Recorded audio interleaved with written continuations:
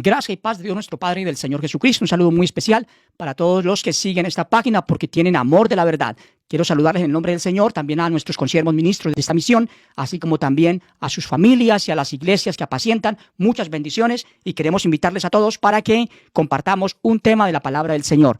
El tema para hoy es el poder de lo que tenemos. Mucho se ha hablado siempre del poder de Dios, que es indiscutible, pero hoy hablemos del poder de lo que tenemos.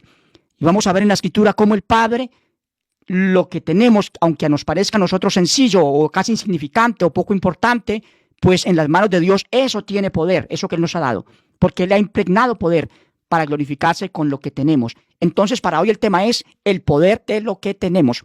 Dice la Biblia en el libro de Éxodo, capítulo 4, versículo 20. Entonces Moisés tomó su mujer y sus hijos y los puso sobre un asno y volvió a la tierra de Egipto. Tomó también Moisés la vara de Dios en su mano.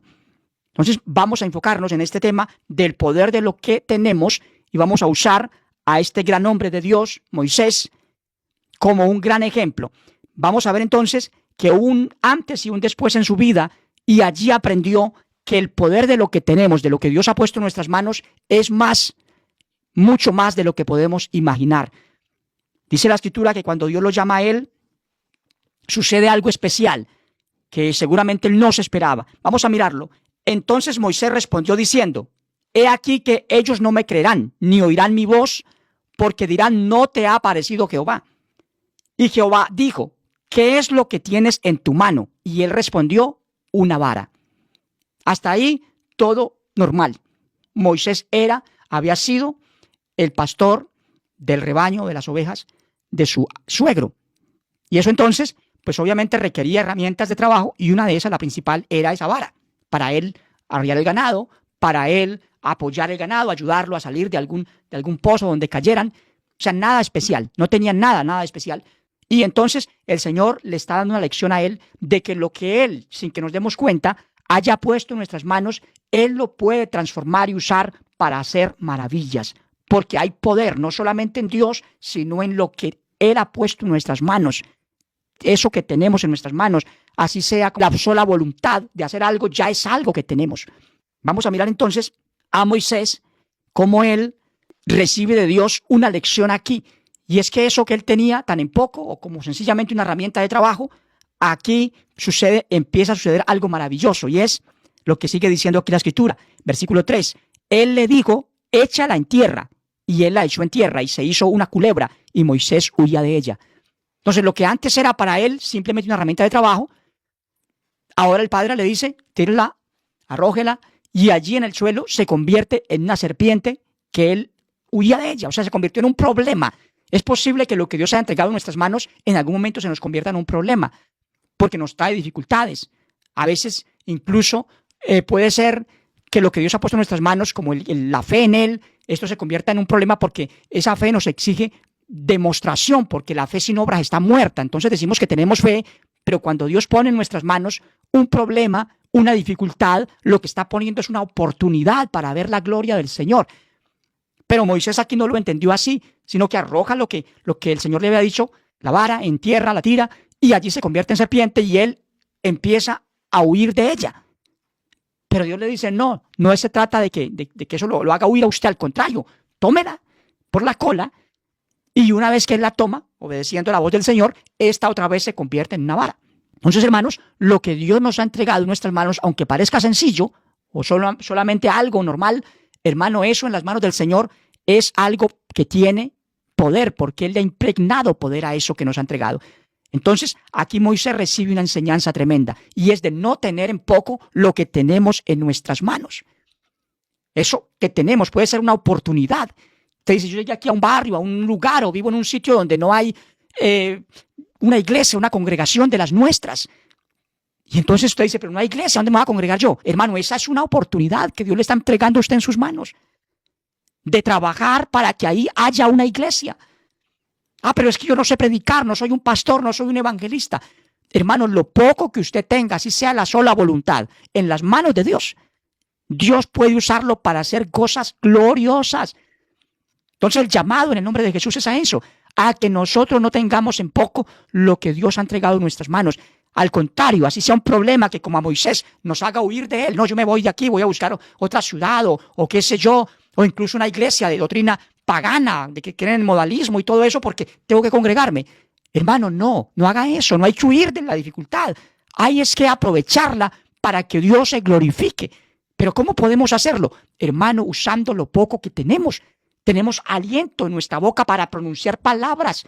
No hay que ser un evangelista para ganar gente, no. Solamente hay que decir siquiera Dios es bueno.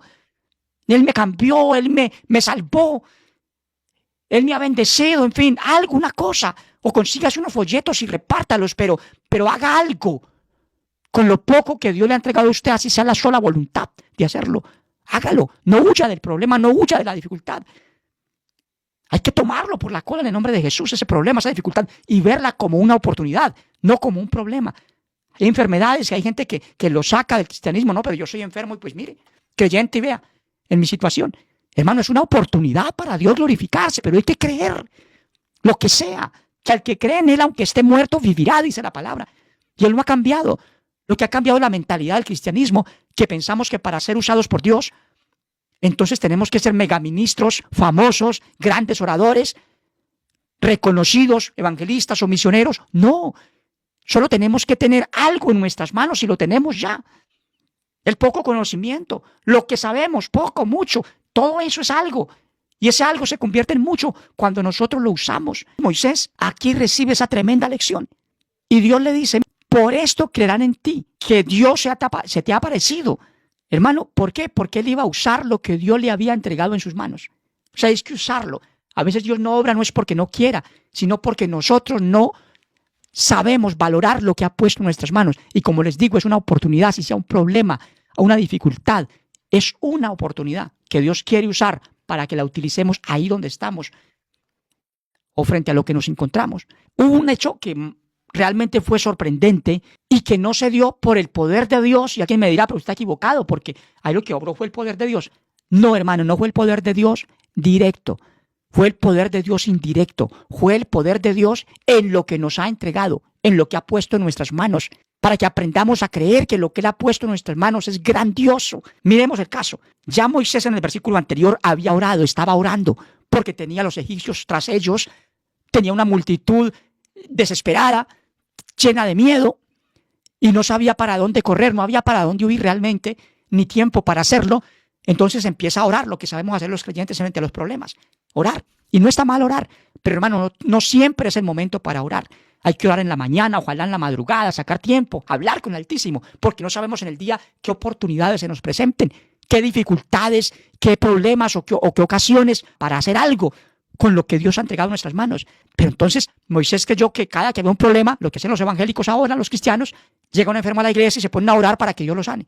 No usan lo que Dios ha entregado en sus manos.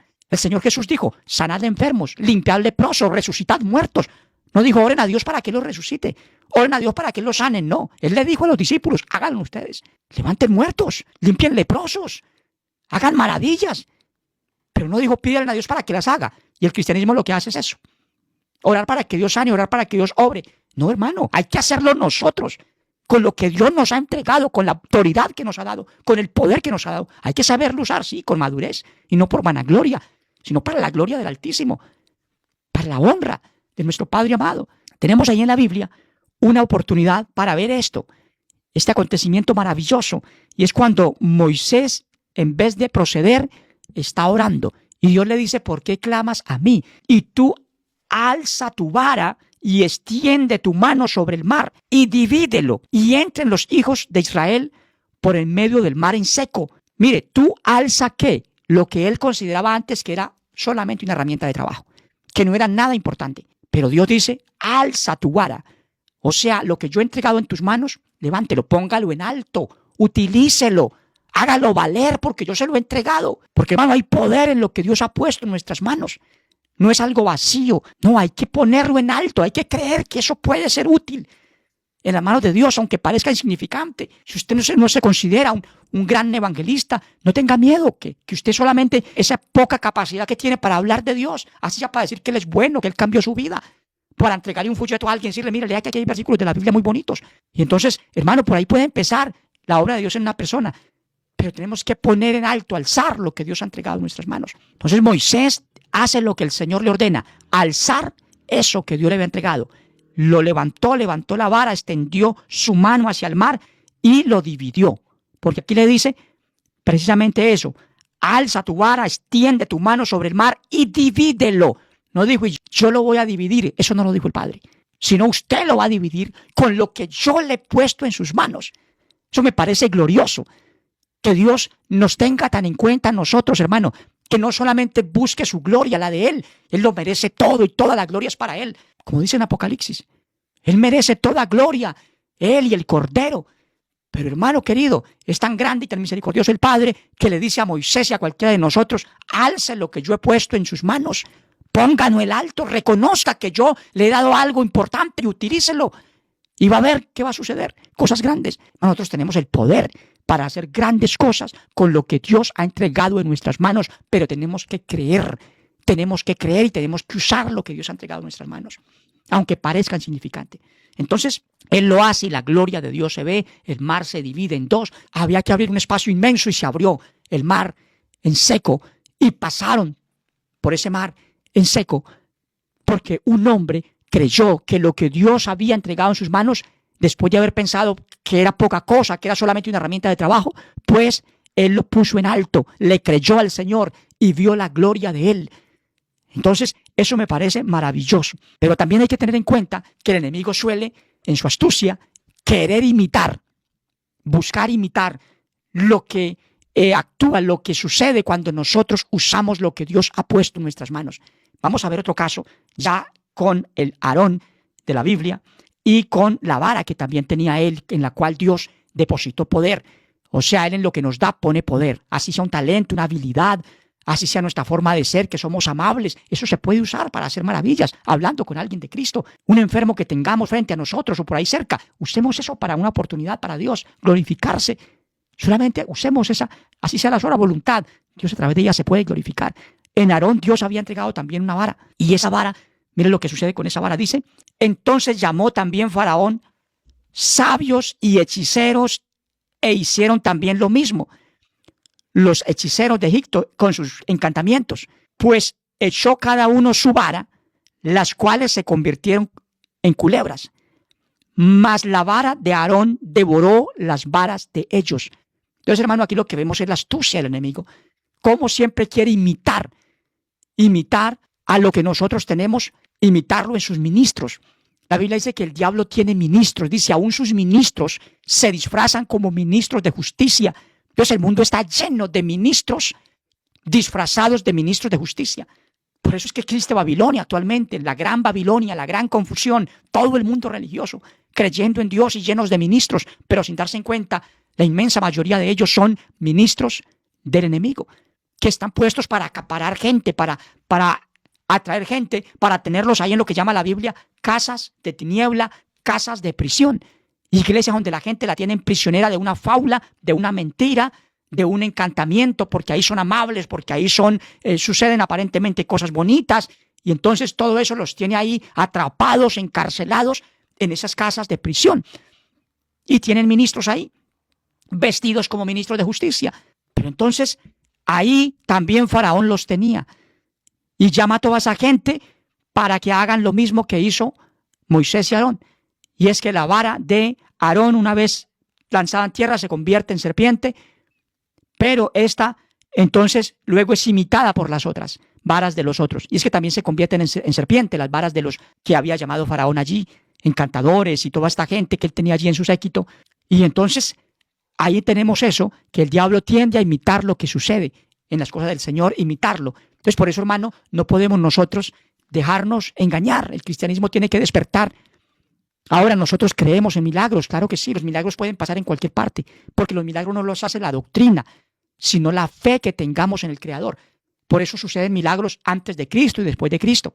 Suceden milagros en cualquier parte del mundo. Milagros en el Antiguo Testamento no solamente hubieron en Israel, hubieron viudas que recibieron milagros de resurrecciones, de sanidades, de multiplicación, gente que no era cristiana, que no era judía en su época, no era hebrea, pero recibieron milagros. Asimismo, hoy pueden pasar milagros en cualquier parte, en cualquier iglesia, porque hay gente que tiene fe, de buena voluntad. Entonces los milagros los puede hacer Dios en cualquier parte, porque el Señor dijo si tuvieres fe. Él no dijo si tuvieres doctrina sana, pura. Entonces por eso yo no me complico la vida pensando en que todo milagro que pasa en otras iglesias los hace el maligno. No, al contrario. Si es una obra buena, la Biblia dice que toda buena obra viene de Dios y todo don perfecto desciende de lo alto. Dios es bueno y es misericordioso. Y si a alguien le cree, no importa si su doctrina está mal, él ahí obra, porque esa persona que necesita el beneficio necesita un beneficio.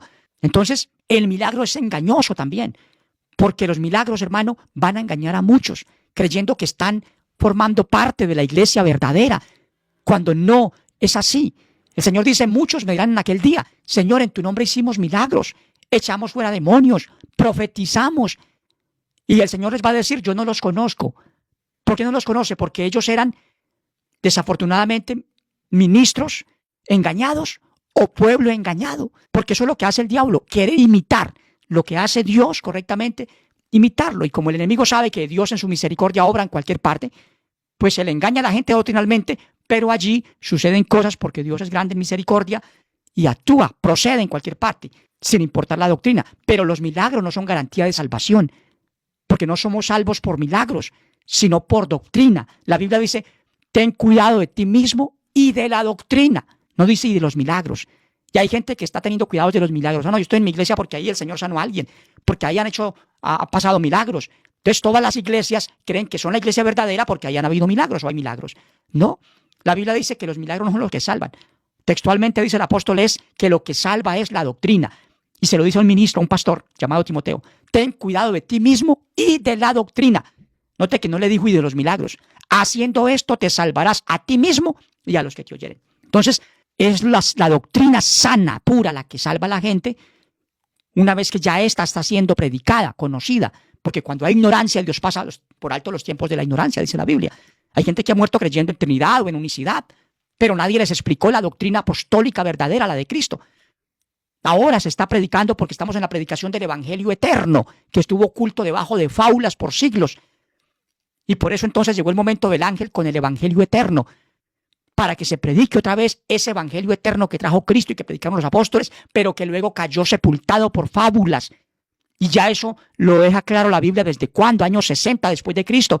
Ya San Judas está diciéndonos en su carta que hombres indoctos, hombres malos, engañadores, estaban entrando a las iglesias encubiertamente, predicando una doctrina que negaba a Dios, el único soberano, y a nuestro Señor Jesucristo.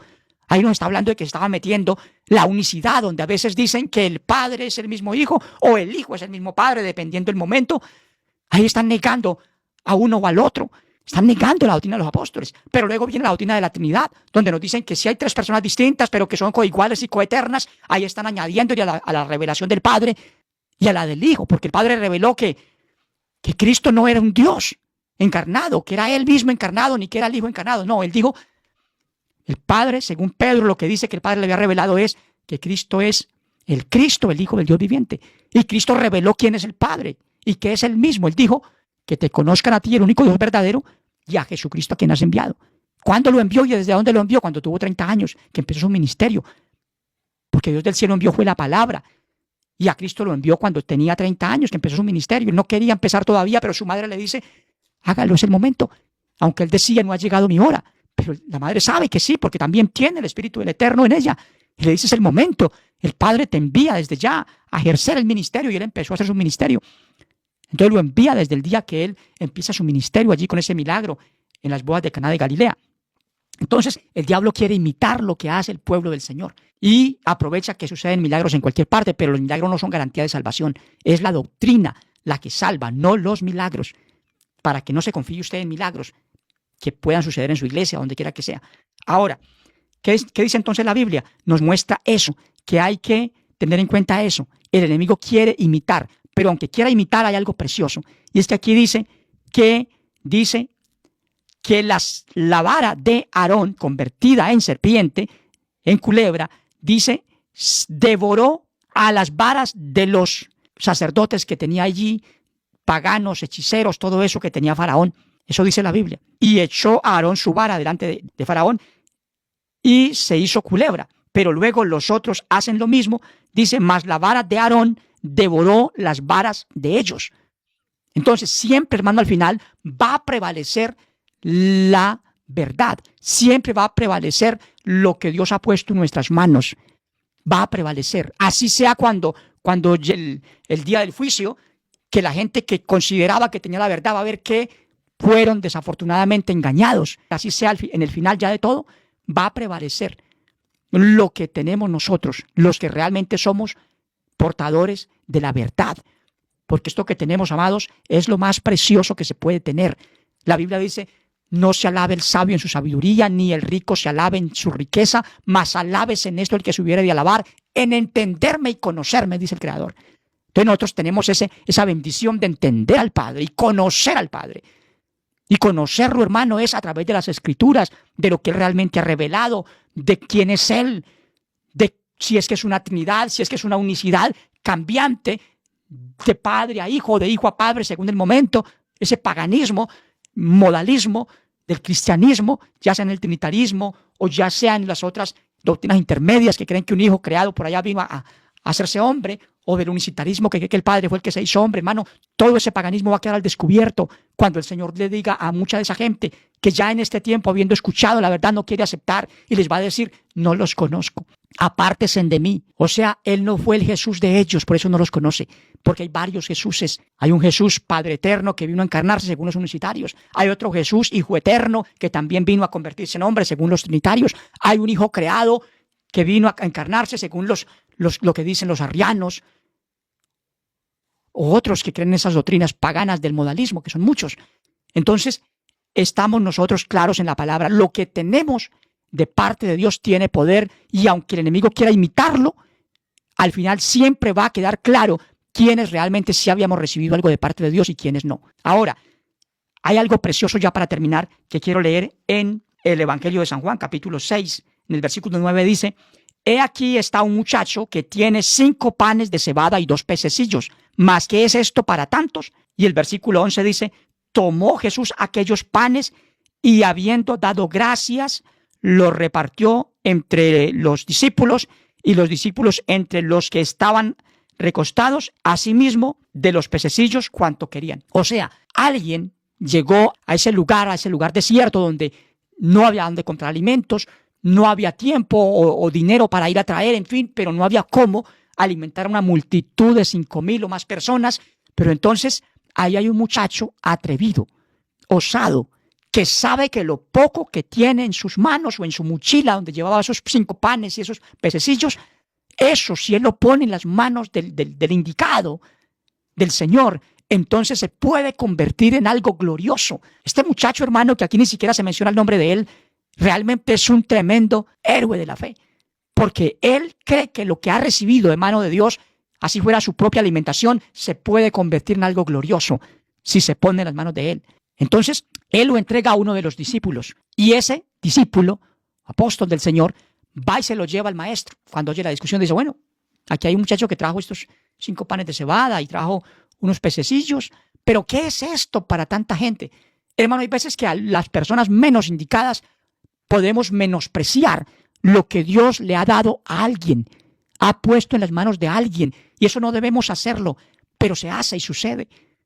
A veces sabemos que hay algo para hacer en la iglesia, los pastores, y decimos: no, pero hay que ganar almas para el Señor, pero no tengo evangelistas aquí, ni predicadores, pero tengo una abuelita aquí que ella pues escasamente puede venir al culto, o tengo niños. Hermano, eso que tenemos en la iglesia no debemos menospreciarlo nunca, porque el Señor sabe glorificarse con lo que nosotros menos pensamos.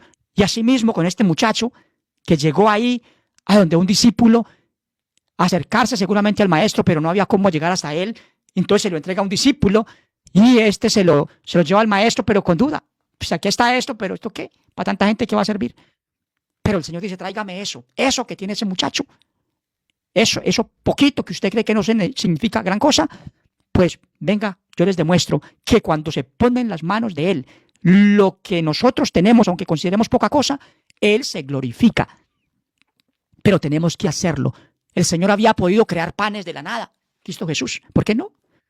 O de las piedras, como le dijo Satanás, Él había podido crear panes, pero no lo quiso hacer. El Eterno, el Padre mismo, y así a su Hijo amado, les gusta utilizar lo que nosotros hemos recibido para glorificar a Dios en eso que Dios nos ha entregado, para que tengamos en cuenta eso. No importa que se vea poco o nada, lo que tenemos, Dios se puede glorificar.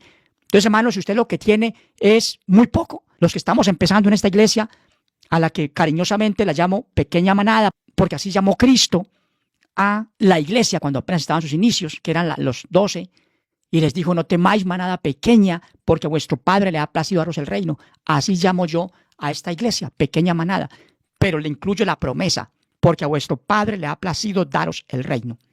Entonces, cuando Él le ha placido algo, eso es lo que importa. Y el Señor sabe que podemos reinar utilizando solamente lo poco que tengamos en nuestras manos, que a nuestros ojos sea poco, para Él es mucho. A veces puede ser la sola voluntad que tenemos. No, yo quisiera que aquí donde estoy, en esta zona, hubiera una iglesia de esas. A mí me lo dicen, constantemente me preguntan: pastor, ¿tiene iglesia en tal ciudad, en tal país? No, no tengo, porque estamos empezando. Hermano, cuando el cristianismo empezó, no empezó con iglesias por todas partes, como algunos hoy tienen instituciones con mucha cobertura física, literal. Pero entonces, yo le digo a la gente: tenemos unas reuniones virtuales, lo invito a que nos acompañe, y la gente se congrega con nosotros virtualmente. Y les digo: mire, en algún momento les he dicho a algunos, y se los sigo diciendo, y se los digo a todos: cada uno de nosotros somos esa semilla que el Señor puede usar y va a usar para que ahí donde usted está haya una iglesia.